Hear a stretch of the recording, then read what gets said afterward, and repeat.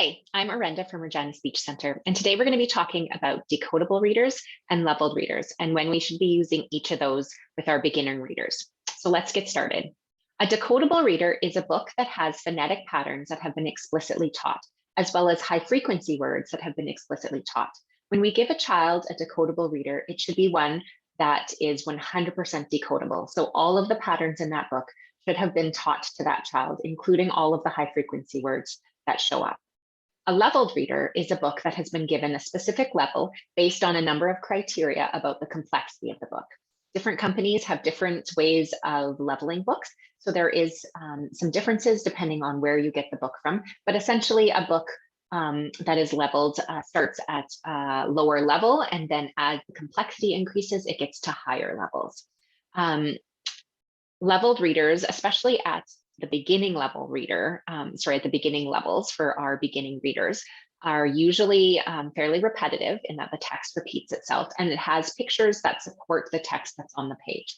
A decodable reader may or may not have pictures on the page, and the pictures may help support the text, but often they don't give away everything that is within the text. So before we talk about when we would use each of these, I just want to give you a bit of an example of a decodable reader and of a leveled reader so you have those in your mind as to what specifically I'm talking about. So let's start with the decodable reader. I have one here and it is called The Bad Rat, and I'm just going to go through it very quickly. So this one says, "The bad rat hid in the tin can. The rat bit the pig. The pig bit the cat. The cat bit Jim. Jim hit the fan. The fan hit the rat. Bam. The rat hid in the tin can. The end." So that's an example of a decodable reader. And now let's give you an example of a leveled reader. And again, this would be at a beginning level. I don't have a specific level for it. It's not part of any specific program, but it'd be one that we might see at a lower level within our leveled readers. So this one's called You Can Go. You can go on a bike. You can go in a car. You can go in a truck. You can go on a bus. You can go in a van. You can go on a plane. You can go in a train. You can go on a boat. Room, you can go. So that would be an example of a lower level leveled reader. And you can see in that one that there is a fairly repetitive text. You can go in or on a, and then there is a picture that supports the text in that the different word on each page is pictured in, is a picture on the page so that it supports the text that's there. So when should we be using each of these types of books with our beginner readers?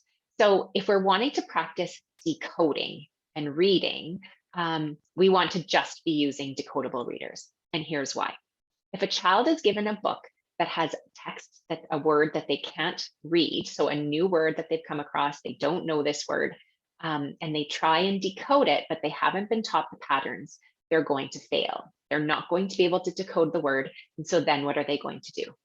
They're going to guess. They're going to look at the picture. They're going to use the context that's there, and they're going to guess about what the word is. And in those lower level readers, they're probably going to be right. It would be pretty easy to figure out the words on that page after reading the first couple, what the pattern is, and fill in the blank based on the picture that's on there. So even if you can't read train because you haven't been taught blends or vowel teams, you probably can read the word train because there's a train on the page.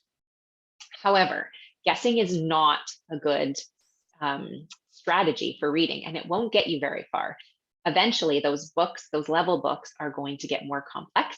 There are not going to be pictures to support what's on the page, and it's not going to be as repetitive. And if you don't have strong decoding skills, your reading is going to fall apart. So for beginner readers, we want them to practice decoding. We want them to use the phonetic knowledge. They want them to use their knowledge of what sounds the letters make, how to blend those sounds together, what the patterns are, as well as some of those high frequency words that they have been explicitly taught so that they can actually decode the book and use that. And that is how they're going to increase accuracy in reading and their fluency in reading. And once kids become more accurate and more fluent, their comprehension increases. So decodable readers are what we want to use for kids when they are beginning to read. Leveled readers can still be useful in the classroom, but we wouldn't be using them for decoding practice. We might be using them as part of a science lesson because it has some really great content in it. And then we might read it together. For our kids who are in pre-K or K, we might have some leveled readers in the classroom that they could use for looking for sounds or letters in context within the book. So if we've been talking about that sound, maybe they're going to look through the book and see if they can find any letters or sounds within that book. They might pretend to read the book by looking at the pictures. There are pictures that support the text. But once we've taught some phonetic patterns and we want those kids to practice it, we should not be using those leveled readers for that, because we're going to be encouraging them indirectly, even if we're not telling them to, we're going to be encouraging them to guess. And that's not what we want to encourage our kids to do when they're first learning how to read. If you have any other questions about why we would use decodable readers, when we would use them, or anything else related to literacy, please reach out to us at Regina Speech Center. Thanks for joining me today. Bye-bye.